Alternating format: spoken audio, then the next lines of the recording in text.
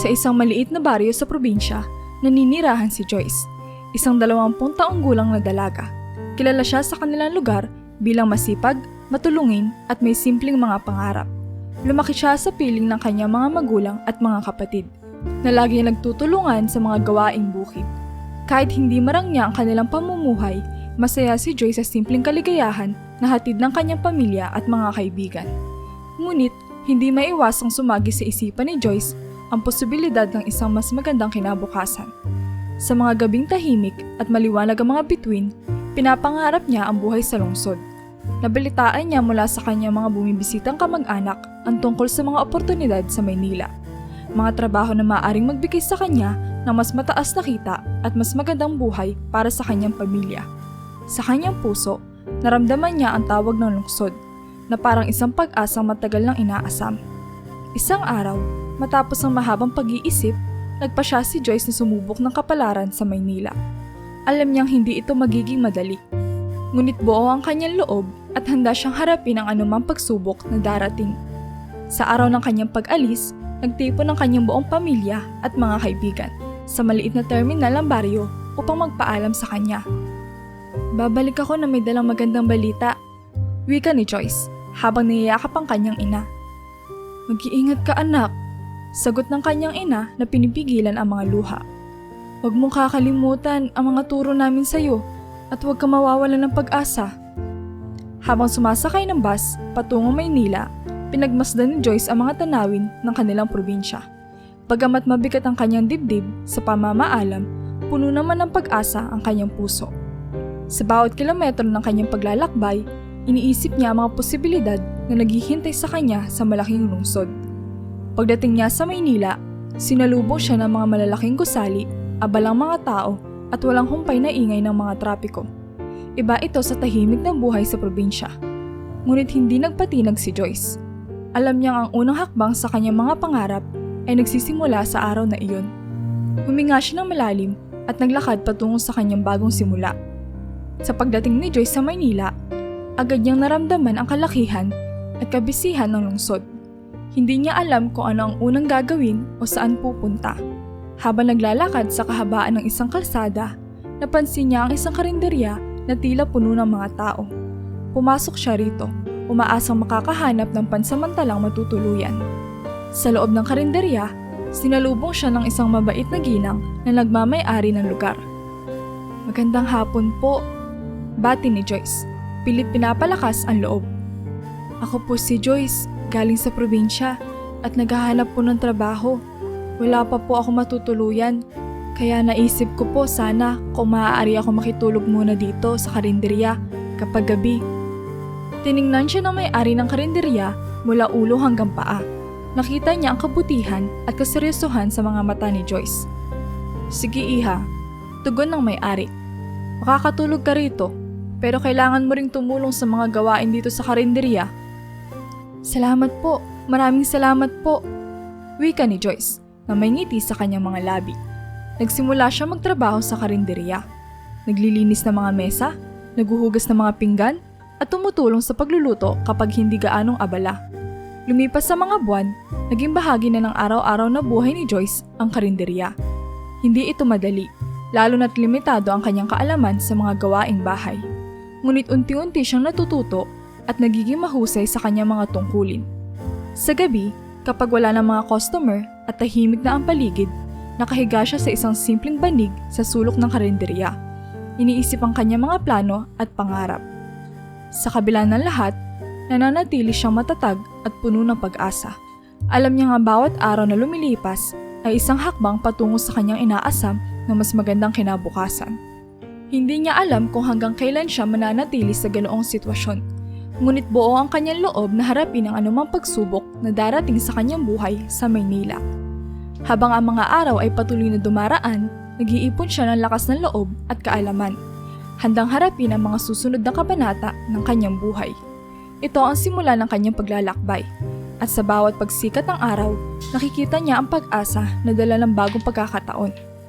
Isang araw, habang naglalakad si Joyce papunta sa palengke upang bumili ng mga kailangan sa karinderya, napadaan siya sa tapat ng isang malaking universidad.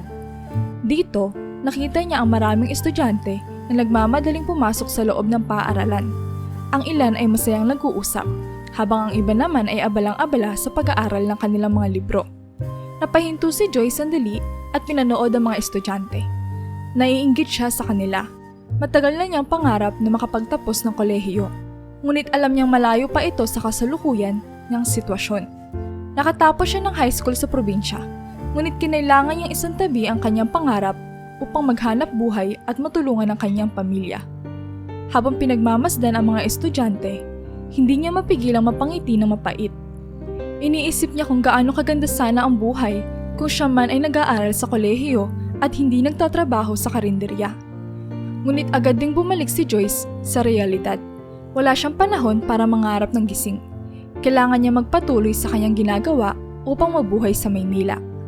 Muling naglakad si Joyce patungo sa palengke. Dala ang listahan ng mga kailangan sa karinderya. Habang bumibili ng mga gulay at karne, iniisip niya ang mga posibilidad. Hindi pa rin nawawala sa kanyang isipan ang pangarap na makapagtapos ng kolehiyo. Isang araw, umaasa siyang magkakaroon ng pagkakataon upang ipagpatuloy ang kanyang pag-aaral at tuparin ang kanyang mga pangarap. Habang binabaybay niya ang masikip at maingay na mga kalsada ng palengke, nararamdaman niya ang bigat ng responsibilidad. Ngunit sa kabila nito, nananatili ang apoy ng kanyang determinasyon at pag-asa sa kanyang puso. Alam niyang hindi siya dapat sumuko. Sa bawat hakbang, sinasabi niya sa kanyang sarili na isang araw, magkakaroon din siya ng pagkakataong tuparin ang kanyang mga pangarap. Habang namimili si Joyce ng mga gulay sa palengke, napansin siya ng isang tindera na matagal na niyang binibilhan. Si Aling Marta ay kilala sa palengke bilang isang masipag at mabait na tindera ng gulay. Madalas nilang pag-usapan ni Joyce ang mga pang-araw-araw na bagay. Ngunit ngayong araw, napansin ni Aling Marta ang kakaibang lungkot sa mukha ng dalaga. "Joyce, iha, bakit parang malalim ang iniisip mo?" Tanong ni Aling Marta habang inaayos ang mga talong at kamatis sa kanyang tindahan. Napabuntong hininga si Joyce bago sumagot. "Wala po, Aling Marta. Napadaan lang po ako sa universidad kanina at nakita ko ang mga estudyante. Naiisip ko lang po ang pangarap ko makapag-aral din sa kolehiyo." "Ah, kaya pala," sabi ni Aling Marta. Tinititigan si Joyce nang may pag-aalala. "Pero iha, bakit hindi ka nag-aaral? Bakit abala ka sa pamimili ng gulay dito sa palengke?" "Naku, Aling Marta, hindi po ganoon kadali," sagot ni Joyce. Pilit nang umiti. "Kailangan ko pong magtrabaho para makatulong sa pamilya. Mahirap po ang buhay sa probinsya. Kailangan kong kumita para sa kanila at para na rin po sa aking pang-araw-araw na gastusin dito sa Maynila." Napailing si Aling Marta. "Naiintindihan ko naman ang sitwasyon mo, Joyce. Pero sayang naman ang mga pangarap mo kung hindi mo ipagpapatuloy ang pag-aaral. Alam mo, ang edukasyon ay isang mahalagang puhunan sa buhay. Kung makakapagtapos ka, mas maganda ang magiging oportunidad mo." "Oo nga po, Aling Marta," sagot ni Joyce, nakayuko. "Pero paano po? Wala po akong sapat na pera para makapag-aral." "Joyce, may mga scholarship at iba pang tulong pinansyal na maaaring makuha," sabi ni Aling Marta na tinapik ang balikat ni Joyce. "Bakit hindi ka magtanong-tanong sa mga universidad? Maraming tao ang nakakaahon sa hirap dahil sa kanilang pagsisikap at determinasyon. Huwag mong hayaang magiging hadlang ang kahirapan sa pag-abot ng iyong mga pangarap." Napatigil si Joyce sa sinabi ni Aling Marta. "Hindi ko po alam kung saan magsisimula," ang tanging nasabi niya. "Simulan mo sa pagtatanong-tanong, Joyce," sabi ni Aling Marta. "Pumunta ka sa mga opisina ng mga universidad at alamin mo ang mga programa para sa mga estudyanteng nangangailangan. Alam mo, maraming tao ang handang tumulong, basta't magpapakita ka ng sipag at determinasyon." Nakangiti si Aling Marta habang iniaabot kay Joyce ang mga pinamiling gulay. "Huwag kang mawawalan ng pag-asa, iha. Kung talagang nais mong makapag-aral, may paraan. At tandaan mo, nandito lang ako para tumulong sa abot ng aking makakaya." Napatango si Joyce. Ramdam ang init ng suporta ni Aling Marta. "Maraming salamat po, Aling Marta. Susubukan ko pong sundin ang inyong payo." "Yun ang gusto kong marinig," Sagot ni Aling Marta, sabay kindat kay Joyce. Huwag kang susuko, Joyce. Laban lang. Habang naglalakad si Joyce pa uwi, dala ang mga gulay, nakaramdam siya ng panibagong pag-asa. Alam niyang hindi magiging madali ang kanyang landas. Ngunit sa puso niya, alam niyang hindi siya nag-iisa. May mga tao tulad ni Aling Marta na handang magbigay ng lakas ng loob at suporta sa kanya. Sa isip ni Joyce, sisimulan na niyang alamin ang mga posibilidad para makapag-aral muli. Pagdating ni Joyce sa karinderya, agad siyang naghanap ng pagkakataon upang makausap ang may-ari. Alam niyang mahalaga ang bawat sandali at nais niyang maging malinaw sa kanyang mga plano. Nagpasya siyang kausapin si Aling Nena, ang mabait na may-ari ng karinderya. Pagkatapos ng oras ng tanghalian, kung kailan medyo maluwag na ang kanilang oras. Aling Nena, pwede po ba tayong mag-usap? Tanong ni Joyce. Nanginginig pa ang boses sa kaba. Siyempre Joyce, ano ba ang problema? Tanong ni Aling Nena habang inaayos ang mga kubyertos sa counter. May gusto lang po sana akong ipaalam. Simula ni Joyce. Pilit na hinahagilap ang mga tamang salita. Alam niyo naman po na matagal ko ng pangarap ang makapag-aral sa kolehiyo. Kanina po, habang namimili ako ng gulay, nakausap ko po si Aling Marta. Sinabi niya po sa akin na maraming paraan para makapag-aral kahit wala akong sapat na pera. Napatigil si Aling Nena at tinitigan si Joyce na may pagmamalasakit. Ganoon ba, iha? Ano naman ang balak mong gawin? Nais ko po sanang subukan mag-apply para sa mga scholarship at ibang tulong pinansyal. Sabi ni Joyce, pinipilit na magpakatatag. Pero kailangan ko pong malaman kung susuportahan niyo po ako. Gusto ko pong malaman niyo ang plano ko dahil naging mabait po kayo sa akin. Ayaw ko pong mawala ang tiwala niyo sa akin. Tumango si Aling Nena, tila nag-iisip. Alam mo Joyce, matagal ko nang napapansin ang sipag at determinasyon mo. Alam kong may malaking pangarap ka at hindi kita pipigilan sa pag-abot ng mga iyon. Naging masigla ang mata ni Joyce na narinig. Talaga po Aling Nena? Pumapayag po kayo? Oo naman Joyce. Sagot ni Aling Nena. Alam kong mahirap ang buhay at minsan kailangan nating magsakripisyo para sa mas magandang kinabukasan. At kung ang edukasyon na makakapagbigay sa iyo ng mas magandang pagkakataon, susuportahan kita.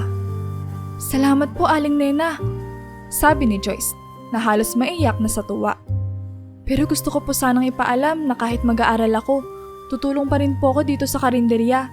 Hindi ko po pababayaan ang mga gawain dito. Gagawin ko po ang lahat na makakaya ko para makatulong. Ngumiti si Aling Nena at hinawakan ang kamay ni Joyce. Huwag kang mag-alala iha, naiintindihan ko ang sitwasyon mo. Basta't mag-aaral ka ng mabuti at magpursige. Nandito lang kami para sa'yo. Hindi ko naman inaasahan na iiwan mo kami ng tuluyan. Ang mahalaga ay makita ka nagtatagumpay. Salamat po talaga Aling Nena, sabi ni Joyce na may luha ng kasiyahan. Hindi ko po kayo bibiguin. Gagawin ko po ang lahat para matupad ang mga pangarap ko. Huwag kang mag-alala Joyce, sabi ni Aling Nena habang niyayakap siya ng mahigpit. Lagi kang may lugar dito sa karinderya. At lagi kaming nandito para suportahan ka. Habang nakayakap kay Aling Nena, naramdaman ni Joyce ang init at pagmamahal na matagal na niyang hinahanap. Alam niyang malayo pa ang kanyang tatahakin.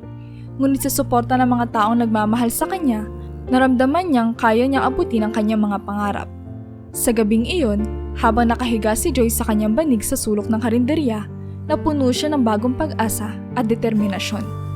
Alam niyang marami pang pagsubok ang darating, ngunit handa siyang harapin ang mga ito. Sa bawat hakbang, sa bawat desisyon, alam niyang may mga taong handang umalalay sa kanya. At sa tulong ng kanilang pagmamahal at suporta, alam niyang hindi siya nag-iisa sa kanyang paglalakbay patungo sa tagumpay. Sa mga sumunod na araw, abala si Joyce sa paghahanap ng mga universidad na may scholarship at tulong pinansyal na maaaring magbigay daan upang maipagpatuloy niya ang kanyang pag-aaral. Pinuntahan niya ang ilang mga universidad sa Maynila at nagtanong sa mga opisina at nag-fill up ng mga aplikasyon. Sa bawat hakbang, dala niya ang mga payo ni Aling Marta at ang suporta ni Aling Nena. Isang araw, matapos ang ilang linggo ng pagsusumikap, natanggap niya ang balita na pumasa siya sa isang scholarship program sa isang prestigyosong universidad. Hindi makapaniwala si Joyce sa kanyang narinig. Ang kanyang pangarap na makapag-aral sa kolehiyo ay malapit nang maging katotohanan. Agad niyang inayos ang mga kinakailangan dokumento at siniguradong maipapasa lahat ng mga ito sa tamang oras. Dumating ang araw ng kanyang pag-e-enroll at habang hawak ang kanyang enrollment form, napuno siya ng tuwa at kasiyahan. Sa wakas, siya ay isang opisyal na estudyante ng kolehiyo. Hindi na siya makapaghintay na ibalita ang magandang balita kay Aling Marta at kay Aling Nena. Matapos ang kanyang pag-e-enroll, dumiretso siya sa palengke upang makausap si Aling Marta. Aling Marta! Aling Marta! Tawag ni Joyce habang papalapit sa tindahan ng gulay. Oh Joyce, anong balita? Mukhang masayang-masaya ka ah. Sabi ni Aling Marta na nagulat sa sigla ni Joyce. Nakapag-enroll na po ako sa universidad. May scholarship po ako at makakapag-aral na ako ng kolehiyo. Masayang balita ni Joyce. Halos mapaluha sa sobrang tuwa. Naku anak, napakaganda ng balita na iyan. Sabi ni Aling Marta, sabay yakap kay Joyce. Sabi ko na sa'yo, may paraan basta't determinado ka. Proud na proud ako sa'yo. Salamat po Aling Marta.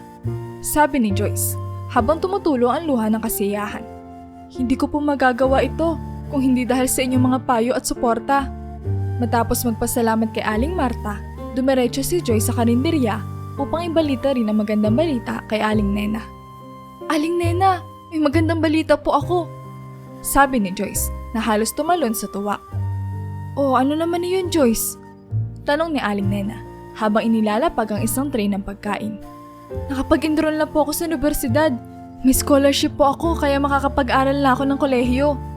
Ani ni Joyce na hindi maipinta ang kasiyahan sa kanyang muka.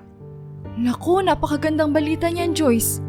Sabi ni Aling Nena, sabay yakap kay Joyce. Proud na proud ako sa'yo. Alam ko na kaya mo yan. Basta't mag-aaral ka na mabuti ha. Nandito lang kami para sa'yo. Salamat po Aling Nena. Sabi ni Joyce na patuloy na umiiyak sa tuwa. Pangako po, hindi ko pababayaan ang aking mga tungkulin dito sa karinderya. Tutulong pa rin po ako kahit nag-aaral na ako. Alam ko iyon Joyce. Sabi ni Aling Nena na may ngiti sa labi. Basta para sa ikabubuti mo, susuportahan kita. Ang mahalaga ay maabot mo ang iyong mga pangarap. Sa araw na iyon, napuno ng kasiyahan ang puso ni Joyce. Alam niyang malayo pa ang kanyang tatahakin. Ngunit sa suporta ng mga taong nagmamahal sa kanya, alam niyang kaya niyang harapin ang anumang hamon. Ang kanyang pangarap na makapag-aral sa kolehiyo ay isang hakbang na mas malapit sa realidad. At sa bawat araw na lumilipas, mas lumalakas sa kanyang determinasyon na magtagumpay. Sa paglipas ng mga araw, patuloy na inaayos ni Joyce ang kanyang mga kailangang ihanda para sa darating na pasukan. Pinili niya ang kursong education dahil nais niyang maging isang guro at magbigay inspirasyon sa mga batang tulad niya na mangarap at magpursige sa buhay. Isang gabi, nanginginig niyang tinawagan ang kanyang mga magulang sa probinsya upang ibalita ang kanyang magandang balita. Nay, Tay, magandang gabi po. Bungad ni Joyce sa telepono, halata ang kaba sa kanyang boses. Joyce anak, kamusta ka na dyan sa Maynila? Tanong ng kanyang ina. Ang tuwa sa kanyang boses ay hindi maitago. May magandang balita po ako, sabi ni Joyce na halos maiyak na. Nakapag-enroll na po ako sa universidad at may scholarship po ako. Makakapag-aral na po ako ng kolehiyo. Napuno ng tuwa at luha ang linya ng telepono. Talaga anak, napakagandang balita niyan. Sagot ng kanyang ama, halatang pinipigilan din ang emosyon. Proud na proud kami sa iyo Joyce. Alam namin na kayang-kaya mo yan. Salamat po Nay, Tay. Sagot ni Joyce, hindi na napigilan ang pagtulo ng kanyang mga luha. Gagawin ko po ang lahat na makakaya ko para magtagumpay at makatulong sa inyo balang araw. Alam namin kaya mo yan, anak. Wika ng kanyang ina. Lagi kaming nandito para sa iyo. Mag-ingat ka dyan at mag-aral kang mabuti. Ilang buwan na lumipas at dumating na ang araw ng pasukan. Masayang masaya si Joyce sapagkat muli na siyang makakapag-aral. Sa unang araw ng klase, bitbit ang kanyang mga gamit, pumasok siya sa campus na puno ng pag-asa at kasiyahan. Habang naglalakad sa pasilyo, napansin niyang maraming estudyante ang abala sa paghahanap ng kanilang mga silid-aralan at pakikisalamuha sa kanilang mga bagong kaklase.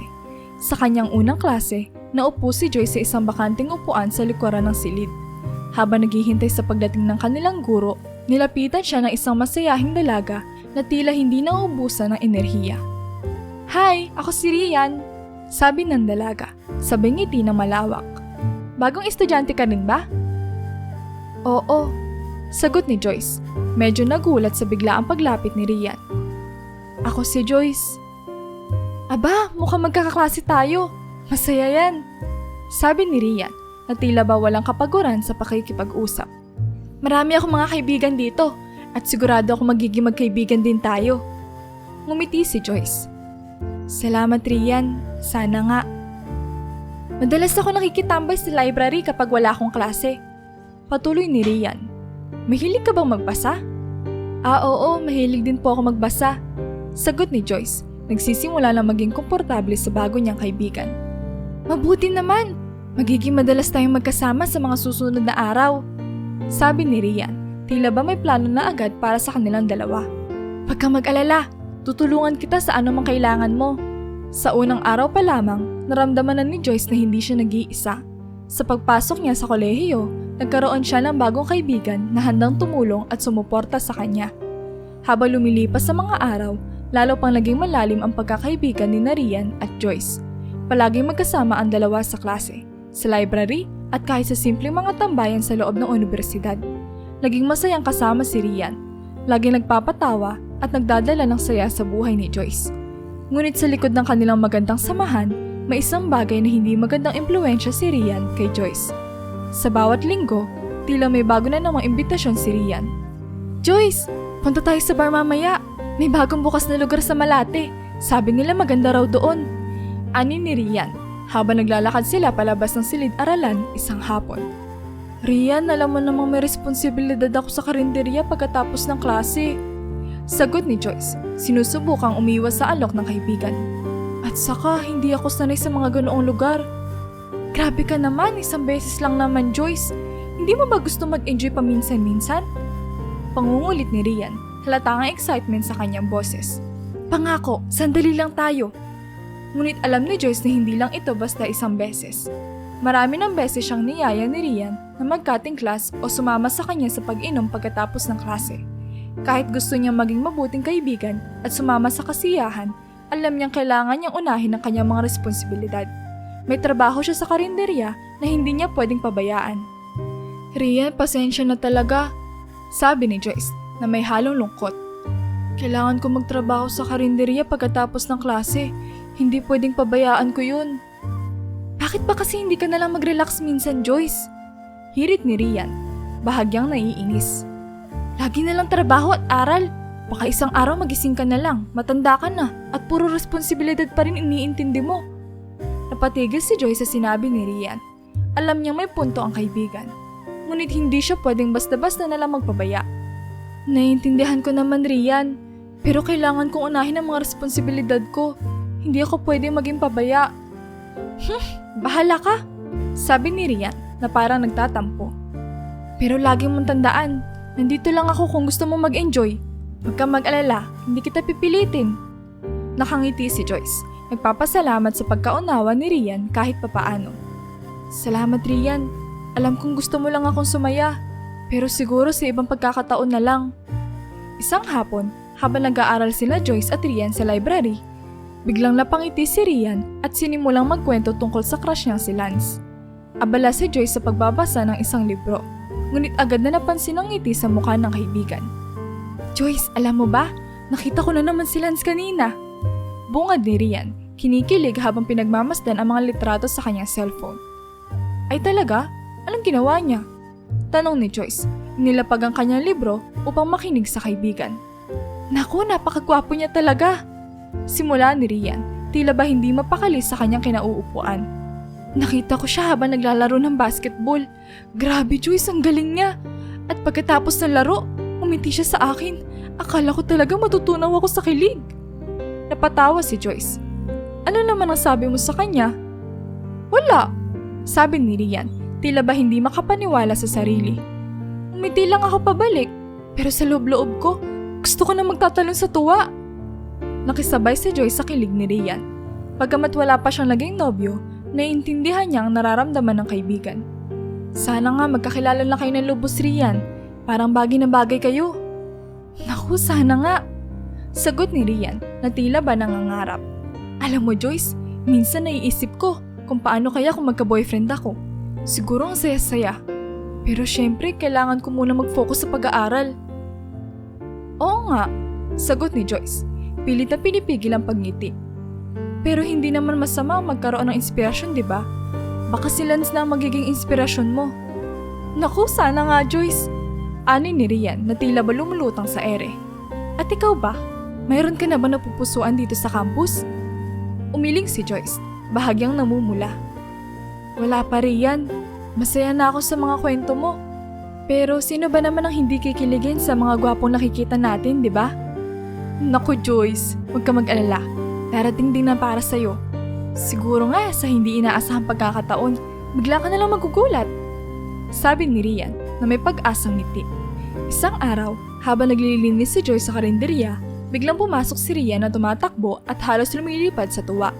May malaking ngiti sa kanyang muka na tila ba may magandang balita siyang dala. Joyce! Joyce! Sigaw ni Rian habang papalapit. Hawak ang isang makulay na sobre. May malaking balita ako sa'yo! Napatigil si Joyce sa kanyang ginagawa at tumingin kay Rian na parang hindi mapakali. Ano yun, Rian? Bakit ang saya-saya mo?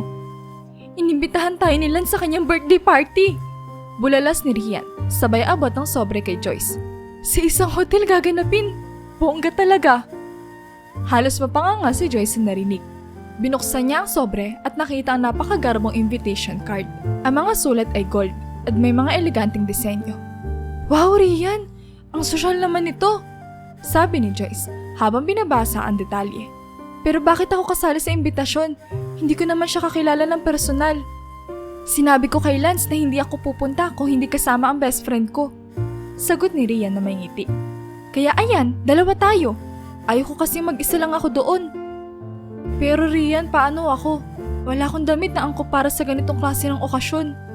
Sabi ni Joyce, nagsisimulang mag-alala.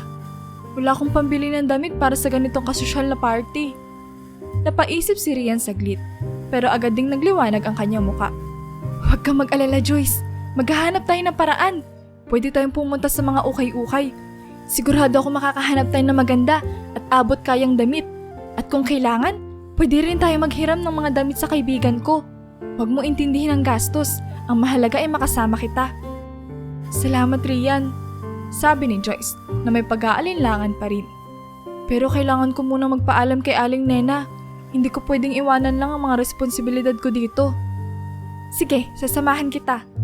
Sabi ni Rian. Magpapaalam na tayo ngayon para maayusin natin lahat ng kailangan. Nagtungo ang dalawa kay Aling Nena na abala sa pag-aayos ng mga order sa karinderya. Aling Nena, pwede po bang makausap ka namin kahit sandali? Sabi ni Joyce na medyo kinakabahan.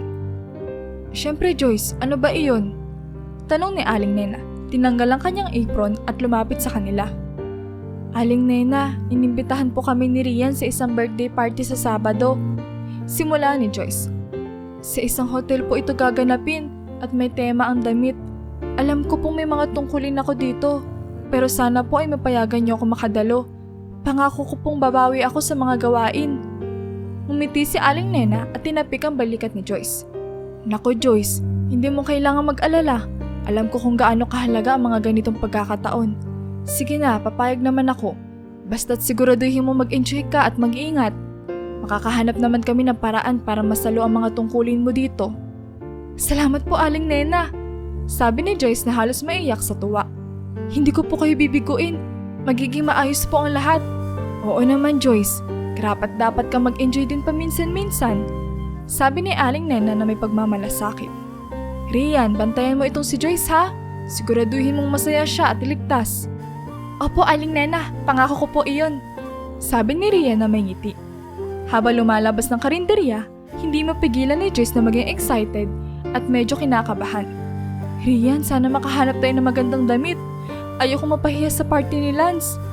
Huwag kang mag-alala Joyce. Sabi ni Rian habang hinihila siya patungo sa ukay-ukay. Makakahanap tayo ng maganda at angkop na damit. At higit sa lahat, mag-e-enjoy tayo. Ito na ang pagkakataon nating mag-relax at mag-enjoy ng konti. Kaya tara na, simulan na natin ang paghahanap. Matapos ang ilang araw ng paghahanap, sa wakas ay nakahanap sina Joyce at Rian ng sobrang gandang damit sa isang ukay-ukay. Isang eleganteng puting bestida na tila ba akma sa isang prinsesa. Nang isinuot ito ni Joyce, hindi maikakaila ang kanyang kagandahan. Sa kabila ng simpleng ayos, nagniningning si Joyce at tila ba nahigitan pa ang kinang ng mga bituin sa langit. Dumating ang araw ng party at halos hindi makapaniwala si Joyce sa kanyang sarili habang tinitingnan ang kanyang refleksyon sa salamin. Sa tulong ni Rian, inayusan siya ng simple ngunit eleganteng makeup na lalong pa nagpatingkad sa kanyang natural na kagandahan. "Grabe Joyce, ang ganda mo!" sabi ni Rian habang iniikot ang kaibigan upang makita ang buong itsura nito. "Siguradong maraming mabibighani sa'yo mamaya." "Salamat Rian," sagot ni Joyce na may ngiti ngunit halatang kinakabahan. "Sana maging maayos ang gabi."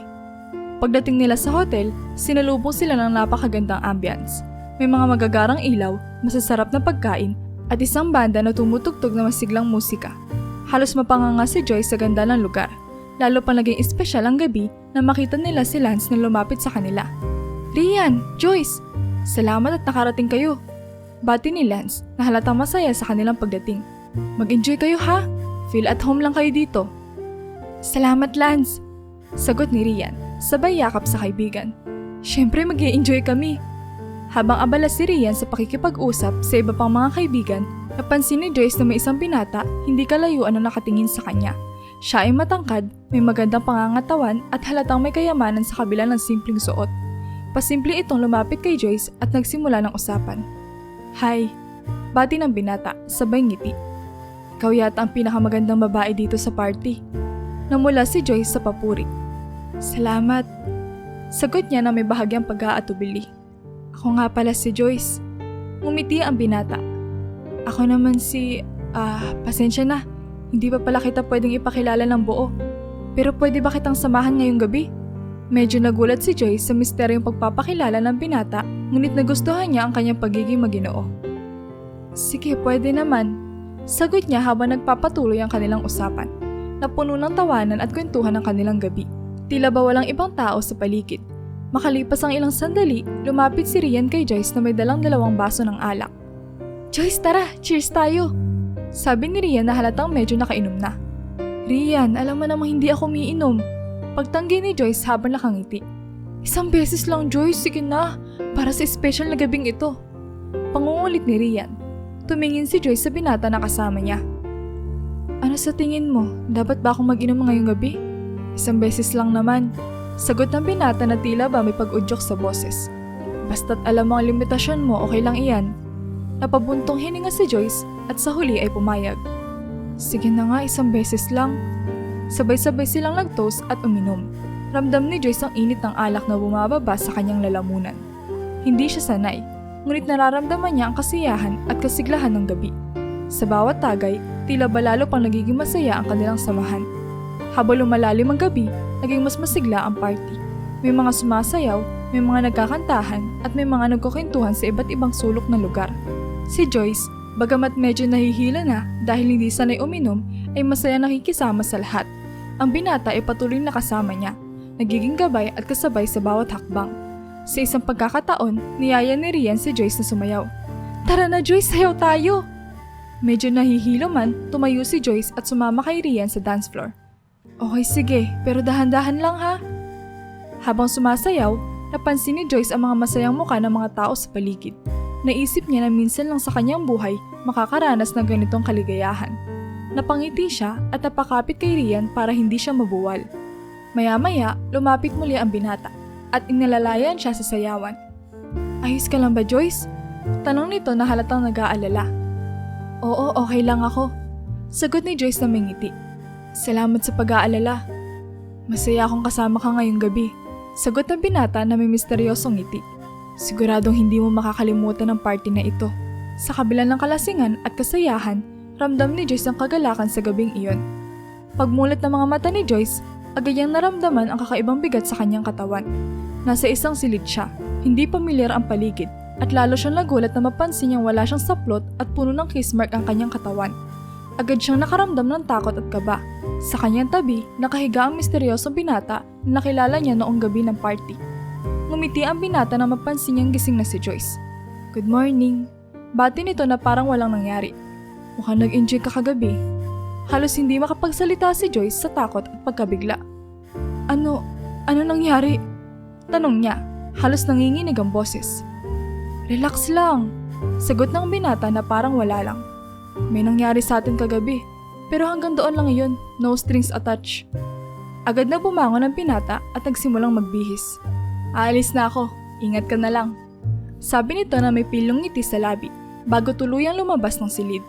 Naiwan si Joyce na tulala, hindi makapaniwala sa mga nangyari. Halos hindi niya maalala ang mga detalye na nagdaang gabi.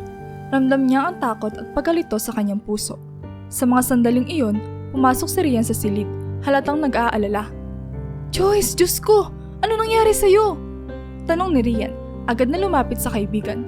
Pasensya na, hindi ko napansin na nawawala ka kagabi. Nagsimulang umiyak si Joyce. Hindi malaman ang gagawin. Rian, hindi ko alam. Hindi ko alam kung ano nangyari. Gusto ko lang umuwi. Agad na niyakap ni Rian si Joyce, puno ng pagsisisi. Pasensya na, Joyce. Kasalanan ko ito. Hindi kita dapat iniwan mag-isa. Patawarin mo ko. Habang hawak ni Rian si Joyce, naramdaman ni Joyce ang bigat ng mga pangyayari. Alam niyang wala na silang magagawa pa para baguhin ang nangyari. Ngunit sa mga oras na iyon, ramdam niya ang sakit at panghihinayang. Hindi makapaniwala si Joyce na nangyari sa kanya. Agad silang lumapit ni Rian kay Lance upang alamin kung sino ang misteryosong lalaki. Ngunit sa kasamaang palad, wala silang nakuhang malinaw na sagot. Halos wala raw siyang kilalang ganong klaseng tao na nasa party noong gabing iyon. Nalito at naguluhan si Joyce. Ngunit wala siyang magawa kundi tanggapin ang nangyari. Makalipas ang 3 linggo, pilit na sinusubukan ni Joyce na mag-move on. Sa kabila ng kanyang pagsisikap na bumalik sa normal na buhay, hindi niya maiwasang magtaka sa kakaibang pakiramdam na nararanasan niya. Palagi siyang nahihilo at madalas sumasakit ang kanyang tiyan. Sa mga sandaling iyon, naiisip niyang kailangan niyang alamin kung ano ang nangyayari sa kanyang katawan. Nagdesisyon si Joyce na magpa-check up sa isang klinika malapit sa kanilang lugar. Matapos ang ilang pagsusuri, ipinahayag ng doktor ang isang balitang hindi niya inaasahan. Miss Joyce, buntis po kayo. Sabi ng doktor na may malumanay na tono. Halos hindi makapaniwala si Joyce sa narinig. Buntis po? Paano nangyari iyon? Tanong niya, nanginginig ang boses. Ang mga sintomas niyo po ay malinaw na indikasyon ng pagbubuntis. Ayon sa pagsusuri, nasa unang buwan pa lamang po kayo. Sagot ng doktor. Halos mawala ang lakas ni Joyce. Alam niya ang misteryosong lalaki ang ama ng kanyang dinadala. Ngunit hindi niya alam kung paano ito hahanapin. Nang makalabas siya ng klinika, naglakad siya ng walang direksyon. Nalilito at natatakot sa kinabukasan. Bumalik siya sa karinderya. Pilit na itinatago ang kanyang nararamdaman kay Aling Nena. Ngunit hindi niya maikakaila sa sarili na may malaking pagbabago na sa kanyang buhay. Alam niyang kailangan niya magpakatatag, ngunit hindi niya alam kung saan magsisimula. Sa mga sumunod na araw, palaging nasa isipan ni Joyce ang kanyang sitwasyon. Paano na ang kanyang pag-aaral? Paano na ang kanyang mga pangarap? At higit sa lahat, paano na ang kanyang pamilya? Nang hindi na kayang itago pa ni Joyce ang kanyang kalagayan, nagdesisyon siyang ipaalam kay Aling Nena ang kanyang sitwasyon. Isang gabi, habang abala sa pag-aayos ng mga gamit sa karinderya, nilapitan niya si Aling Nena na nasa kusina. Aling Nena, pwede po ba tayong mag-usap? Tanong ni Joyce, halatang kinakabahan. Siyempre Joyce, ano bang problema? Tanong ni Aling Nena habang pinupunasan ang kanyang kamay. Huminga ng malalim si Joyce bago nagsalita. Aling Nena, buntis po ako. Halos mabasag ang boses ni Joyce sa bigat ng kanyang nararamdaman. Hindi ko po alam kung paano nangyari. Pero alam ko pong ito ang katotohanan. Napatigil si Aling Nena, hindi makapaniwala sa narinig. Buntis ka, Joyce? Paano nangyari ito? Tanong niya, halatang nadismaya. May nangyari po kasi noong birthday party ni Lance. Sagot ni Joyce na umiiyak na. Hindi ko po sinasadya. Natakot po akong sabihin agad. Pasensya na po, Aling Nena. Tahimik si Aling Nena. Pinag-iisipan ang narinig. Alam niyang hindi madaling tanggapin ang ganitong sitwasyon. Ngunit ramdam niya rin ang bigat ng pasanay ni Joyce. Naiintindihan ko, Joyce. Pero alam mo bang malaki ang magiging pagbabago sa buhay mo ngayon? Opo, Aling Nena. Alam ko po iyon. Sagot ni Joyce na nagpupunas ng luha. Kaya po kailangan ko huminto muna sa pag-aaral. Nahiya na rin po ako sa inyo kaya maghahanap na lang po ako ng ibang trabaho. Niyakap ni Aling Nena si Joyce. Hindi ko ito inaasahan, Joyce. Nadismaya ako. Pero masakit din para sa akin na makita kang nahihirapan. Patawarin mo ko kung hindi kita natulungan ng mas maaga. Salamat po, Aling Nena. Pasensya na po sa lahat. Sabi ni Joyce, humihikbi. Kailangan ko na pong umalis dito. Mag-a-apply na lang po ako sa isang agency para maging katulong. Sana po ay maunawaan ninyo. Kung iyan ang desisyon mo, Joyce, susuportahan kita. Sabi ni Aling Nena, pilit na pinipigil ang kanyang luha. Mag-ingat ka palagi. Alam kong kakayanin mo ito. Nagpaalam ng maayos si Joyce kay Aling Nena. Dala ang kanyang mga gamit at ang bigat ng kanyang desisyon. Alam niyang hindi magiging madali ang kanyang tatahakin. Ngunit kailangan niyang harapin ang lahat ng pagsubok para sa kanyang anak. Si Rian naman ay nagpaalam na rin. Malungkot ngunit puno ng pag-asa na magtatagumpay si Joyce sa kanyang bagong landas. Lumipas sa mga araw, nag-apply si Joyce sa isang agency upang maging katulong. Isang buwan nang buntis si Joyce na makatanggap siya ng trabaho mula sa isang mayamang pamilya sa Maynila. Pinadala siya ng agency sa tahanan ng dalawang matandang mag-asawa na naninirahan sa isang malaki at marangyang bahay. Hindi mapigilan ni Joyce ang paghanga sa laki at kagandahan ng lugar. Ngunit higit pa sa ganda ng bahay, agad niyang naramdaman ang kabaitan ng kanyang mga bagong amo. Magandang umaga po. Bati ni Joyce nang pumasok siya sa bahay. Dala ang kanyang mga gamit at maleta. Magandang umaga, Joyce. Sagot ng matandang babae na agad siyang sinalubong. Ako si Mrs. Mendoza at ito ang asawa ko si Mr. Mendoza. Kami ang magiging amo mo rito. Magandang umaga po. Sabi ni Joyce na may halong kaba at kasiyahan. Salamat po sa pagtanggap sa akin. Alam namin ang iyong kalagayan, Joyce. Sabi ni Mrs. Mendoza na may malumanay na tinig. At nais naming ipaalam sa iyo na walang problema sa amin ang iyong pagbubuntis. Hanggat kaya mo pang magtrabaho at komportable ka, ayos lang sa amin. Maraming salamat po, Mrs. Mendoza. Sagot ni Joyce na halos maiyak sa tuwa. Napakalaking tulong po nito sa akin. Huwag kang mag-alala, Joyce. Sabad ni Mr. Mendoza na may ngiti sa labi. Basta't magtrabaho ka ng maayos at maging tapat, magiging maayos ang lahat dito. Sa mga sumunod na araw, ipinakita ni Joyce ang kanyang kasipagan at kagandahan loob sa pagtatrabaho. Naging magaan ang kanyang mga tungkulin dahil sa suporta at kabaitan ng mag-asawang Mendoza. Sa bawat araw na lumilipas, mas lalo nilang nagugustuhan ang magiliw at masipag na si Joyce. Joyce, napakaganda ng pagkakaayos mo sa hardin. Sabi ni Mrs. Mendoza isang hapon habang nagmamasid sa trabaho ni Joyce. Masipag mo talaga magtrabaho. Salamat po, Mrs. Mendoza. Sagot ni Joyce na may ngiti. Ginagawa ko lang po ang aking makakaya. Mahalaga sa amin na masaya ka rito, Joyce. Sabi ni Mr. Mendoza habang binabasa ang kanyang dyaryo sa terrace. Kapag may kailangan ka o may nararamdaman ka, huwag kang mag-atubiling magsabi. Maraming salamat po sa inyong kabaitan. Sabi ni Joyce na ramdamang init ang pagtanggap sa kanya. Napakalaking tulong po ng trabaho na ito sa akin at sa aking magiging anak. Habang lumilipas sa mga buwan, naging malapit si Joyce sa mag-asawang Mendoza. Sa kabila ng kanyang kalagayan, nagpatuloy siya sa pagtatrabaho at pag-aalaga sa bahay ng mga ito. Natutunan niya rin ang maraming bagay mula sa kanila, hindi lamang tungkol sa trabaho, kundi pati na rin sa buhay. Isang gabi, habang nag-aayos si Joyce ng hapunan, lumapit sa kanya si Mrs. Mendoza. Joyce, gusto naming malaman na kami ay narito para sa iyo.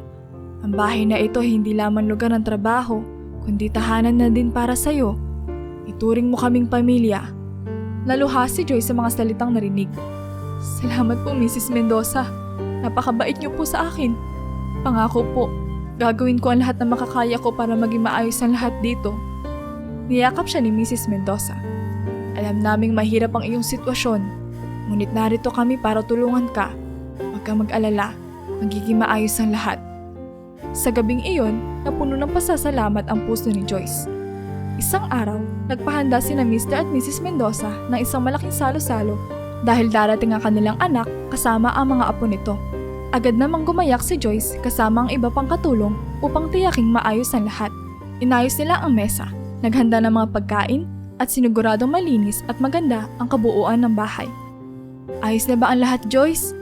Tanong ni Mrs. Mendoza habang tinitingnan ang mga paghahanda. Opo, Mrs. Mendoza, lahat po ay handa na. Sagot ni Joyce na may ngiti. Hindi na kami makapaghintay na makita ang aming mga apo. Sigurado kung magugustuhan nila ang inihanda mo. sabi ni Mrs. Mendoza na halatang excited. Hindi nagtagal, dumating na ang mga anak at apo ng mag-asawa. Masayang sinalubong ni Mrs. Mendoza ang kanyang anak na si Jonathan at ang kanyang mga apo. Sa gitna ng kasiyahan at ingay ng pagdating ng mga bisita, biglang nanlaki ang mata ni Joyce na makita ang mukha ng isang pamilyar na lalaki. Hindi siya makapaniwala sa kanyang nakikita. Ang misteryosong lalaki na nakasama niya sa party ay naroon, kasamang pumasok ng pamilya. Ang puso ni Joyce ay kumabog at hindi niya alam kung ano ang gagawin. Nagpatuloy siya sa kanyang mga gawain, ngunit hindi maalis ang kanyang mga mata sa lalaki. Joyce, ito ang anak namin si Jonathan at ang aming mga apo. Pagpapakilala ni Mrs. Mendoza na mapansin ang reaksyon ni Joyce. Magandang hapon po, bati ni Joyce. Pilit na pinapakalma ang sarili. Magandang hapon, sagot ni Jonathan na nakangiti. Ang mga mata ng misteryosong lalaki ay tila ba nagulat din na makita si Joyce. Ngunit agad itong nagbalik sa kanyang normal na anyo. Salamat Joyce sa iyong pagtulong sa paghahanda, sabi ni Jonathan. Mukhang masarap ang mga inihanda nyo. Salamat po, sagot ni Joyce na may ngiti. Ngunit ang kanyang isip ay puno ng tanong. Habang abala ang lahat sa salo-salo, hindi maiwasan ni Joyce na mapansin ang mga tingin ng lalaki sa kanya. Nagtataka siya kung natatandaan siya nito. Ngunit pinilit niya maging profesional at hindi magpakita ng anumang emosyon. Sa isang pagkakataon, lumapit si Jonathan kay Joyce, habang abala ito sa pag-aayos ng mga plato. Joyce, pwede ba kita makausap sandali? Opo sir, sagot ni Joyce. Sinusubukang itago ang kaba sa kanyang boses. Pumunta sila sa isang sulok ng bahay kung saan hindi sila maririnig ng iba.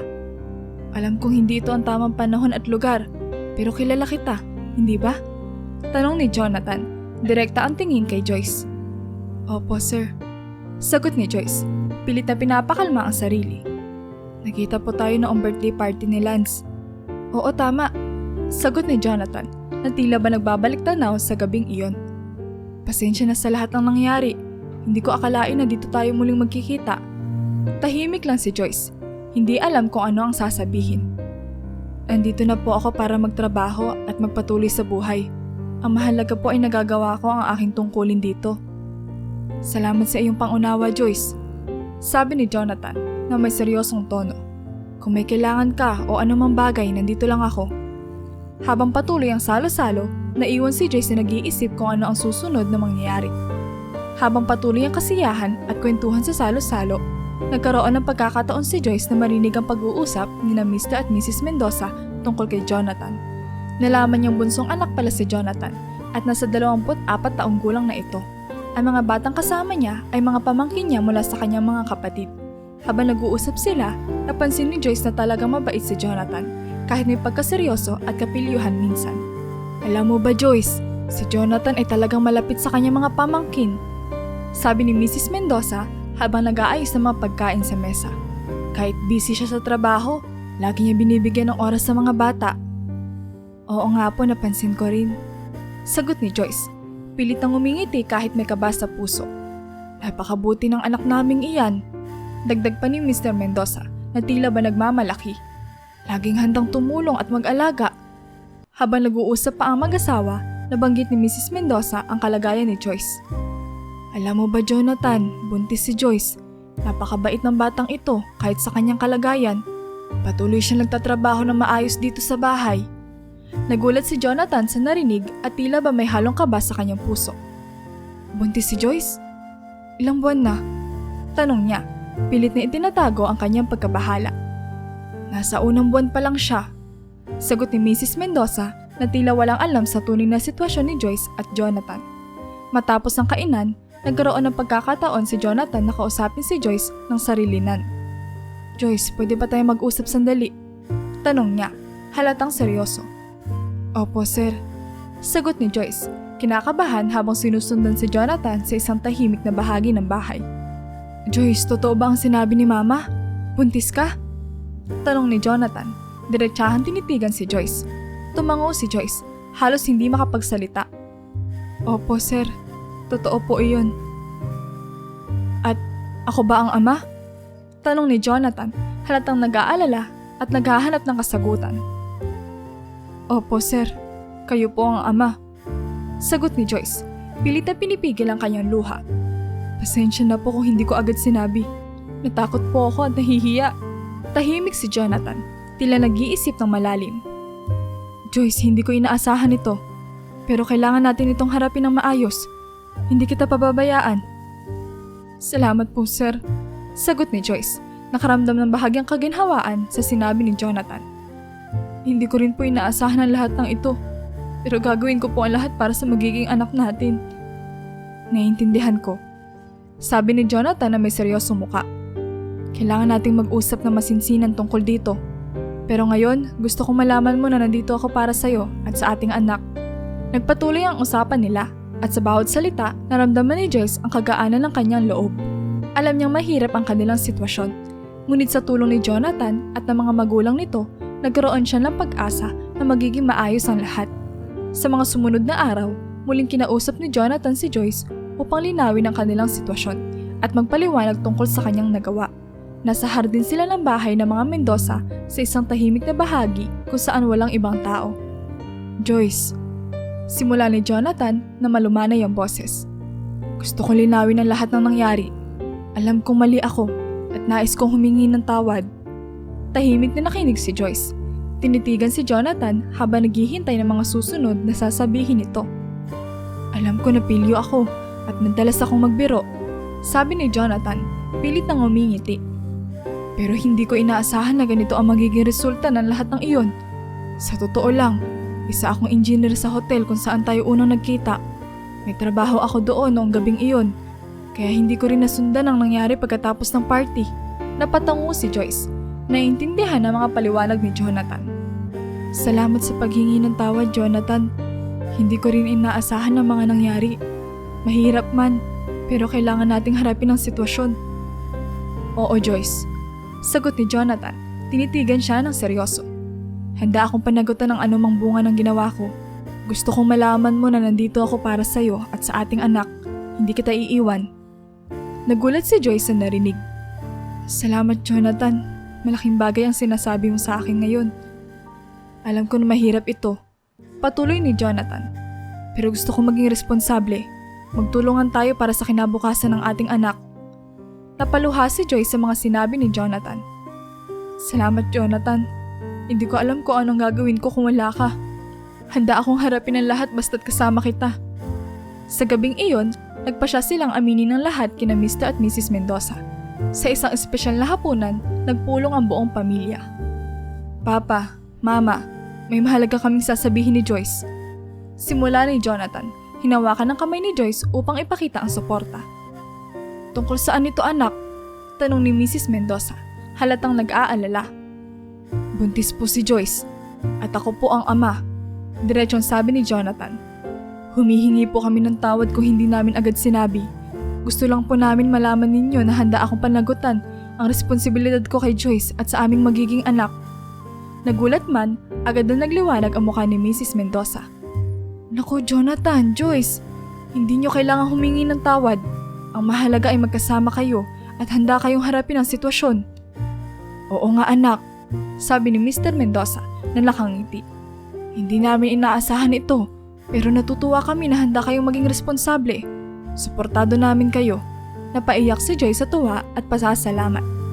Maraming salamat po, Mrs. Mendoza, Mr. Mendoza. Napakalaking tulong po ng inyong suporta. Magtulungan tayo, sabi ni Mrs. Mendoza habang niyakap si Joyce. Lahat ay magiging maayos. Huwag kayong mag-alala, nandito kami para sa inyo. Makalipas ang ilang buwan, naging maayos at masaya ang takbo ng buhay nina Joyce at Jonathan. Patuloy na tinutulungan ni Joyce si Mrs. Mendoza sa mga gawain sa bahay. Habang si Jonathan naman ay mas lalong naging maalaga at responsableng ama. Sa tulong ng suporta at pagmamahal ng pamilya Mendoza, natutunan nilang harapin ang bawat pagsubok ng magkasama. Isang araw, napagdesisyonan ni Jonathan na bumisita sa probinsya upang makilala ang pamilya ni Joyce. Naghanda sila ng mga regalo at pagkain para sa pamilya.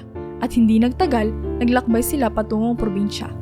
Pagdating nila sa tahanan ng pamilya ni Joyce, sinalubong sila ng mainit na pagtanggap at tuwa. Nay, Tay, narito na po kami, sabi ni Joyce habang niyayakap ang kanyang mga magulang. Joyce anak, Jonathan, salamat sa pagpunta. Bati ng kanyang ina na halos maiyak sa tuwa. Napakaganda ng araw na ito para sa aming pamilya. Si Jonathan ay agad na nagpakilala sa mga magulang ni Joyce at sa iba pang miyembro ng pamilya. Magandang araw po, ako po si Jonathan, magiging ama ng anak ni Joyce.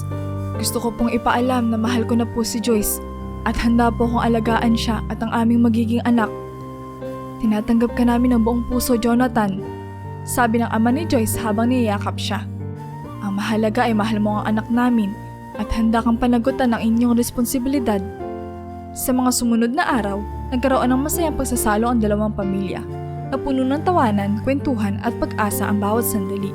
Nakita ni Joyce kung gaano kasaya ang kanyang pamilya na makita siyang masaya at nasa maayos na kalagayan. Ang kanyang mga magulang ay puno ng pasasalamat kay Jonathan at sa pamilyang Mendoza. Joyce anak, napakabuti ng mga taong nakilala mo, sabi ng kanyang ina habang nag-uusap sila sa labas ng bahay. Masaya kaming makita kang masaya at ligtas. Opo, Nay. Sagot ni Joyce na may ngiti. Napakalaki ng utang na loob ko sa kanila. Pero higit sa lahat, natutunan kong maging matatag at magpursige para sa kinabukasan natin.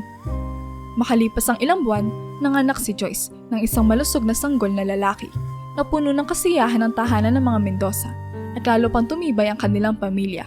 Si Jonathan ay naging isang mabuting ama, laging nandyan para kay Joyce at sa kanilang anak. Sa probinsya, mas lalong naging maayos ang buhay ng pamilya ni Joyce.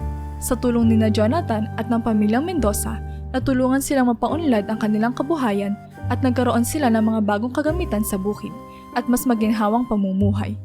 Nagpatuloy ang kanilang masayang buhay, puno ng pagmamahal at suporta sa isa't isa. Ang mga pagsubok na kanilang hinarap ay nagpatibay sa kanilang relasyon at nagbigay ng inspirasyon upang magpatuloy sa buhay. Sa huli, natutunan ni Joyce na ang tunay na kahulugan ng pamilya ay hindi lamang sa dugo, kundi sa pagmamahal, suporta at pagtutulungan. Ang kanyang buhay ay puno ng pag-asa at kasiyahan. Handa na siyang harapin ang anumang hamon na darating kasama ang kanyang mahal na si Jonathan at ang kanilang buong pamilya.